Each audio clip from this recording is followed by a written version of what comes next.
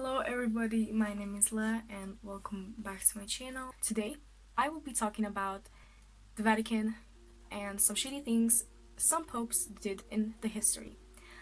Now let's get on to the video because I know some of y'all are just impatient and want to get straight into the video and don't fucking care about me and my personal life. Okay, let's get on to the video. Now, the Vatican is making an impact on the dictators, kings, presidents for thousands of years. It basically presents the church's power. But the truth is very much darker than that. Some actually say that the Vatican is the center of the Illuminati and that it has some documents that, for example, Jesus actually didn't exist. Okay, I don't really believe in that, that's why it's like conspiracy theory. So let's get into the first. It's not a theory, it's like legit not a theory.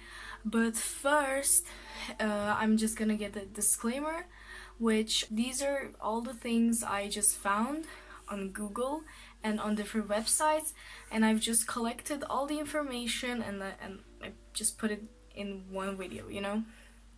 So nothing here is hate, I'm just spreading information because I like doing this. Let's just get into the first one.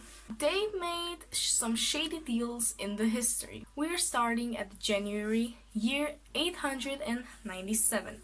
There was a trial against a dead pope. This trial was called the Cavad Synod, and the pope was called Pope Formosus. Now, a deacon answered his enemy's questions. Did a deacon answer the questions in the dead pope's name? That just sounds ridiculous, but of course he lost. So the enemies cut his fingers and dumped him in the river.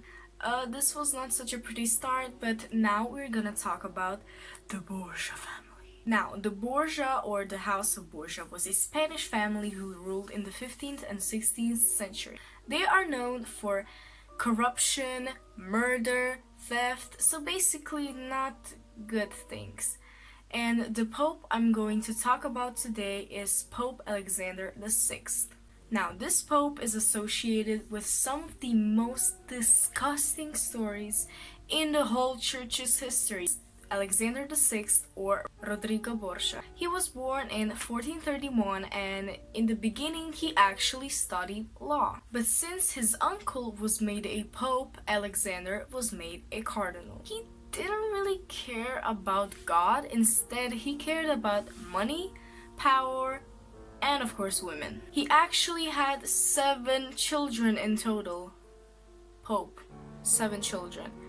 Okay, and 4 of these children were to a woman named Canosa de Catanei. He actually really became the pope after the death of the Pope Innocent VIII. Now, some rumors said that he actually paid a lot of money to be in that position.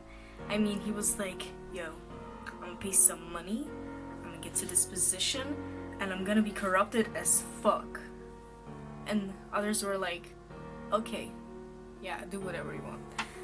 I'm sorry because of my accent. I try to have as normal as an American accent can get, but I'm not American, so I probably sound really dumb. Not probably, I sound dumb. So he was made a pope 11th of August 1492. He used his position to ensure that his kids would be well provided for. This is something called simony. And it is basically, this is what the Google says.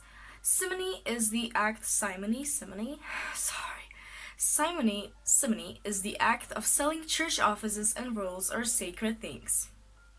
So yeah, he did simony, which is not a really good thing. Although in September 1493, Alexander made Cesare his son, which also there's like I don't know if that's a theory or like an actual fact.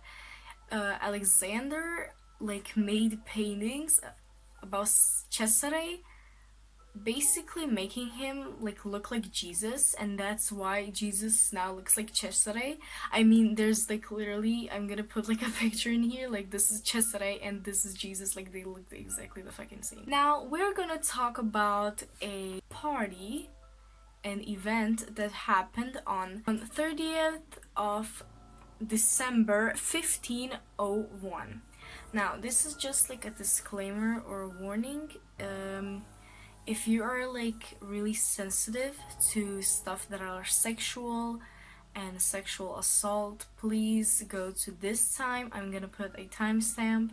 The event is called Banquet of Chestnuts. Now, the Pope Alexander V, his son Cesare, and his daughter Lucrezia made a party.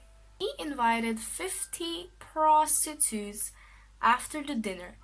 They went to like this room and he basically took chestnuts and threw them on the floor. They would pick those chestnuts off the floor naked, while him, his son, his daughter, and other his male friends, which were involved with the church, of course, while these prostitutes were picking the chestnuts off, the men actually orally raped them while the Pope watched. Now, some say this may actually be fake, that the Banquet of Chestnuts is actually fake, but there is a diary of a high church's chief, which basically describes the whole thing that happened there.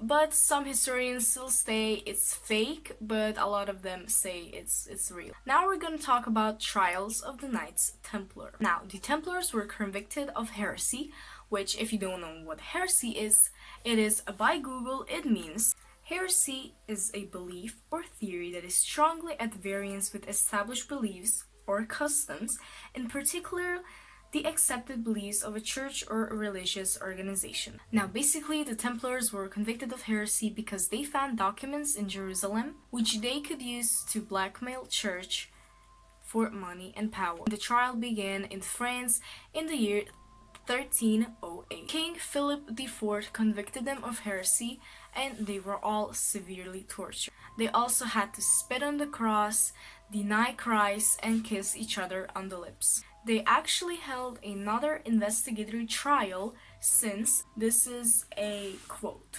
since torture was used to elicit the confessions and the reliability of the testimony was questionable.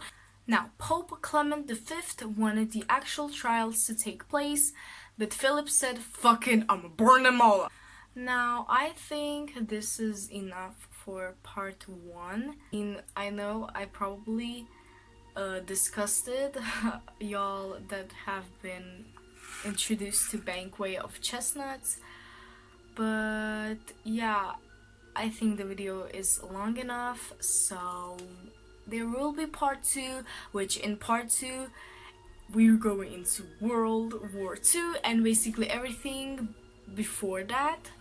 So yeah, stick on, subscribe if you want, turn the notifications so that you don't miss the part 2, and I'll see you in the next video. Bye y'all, peace y'all, peace out.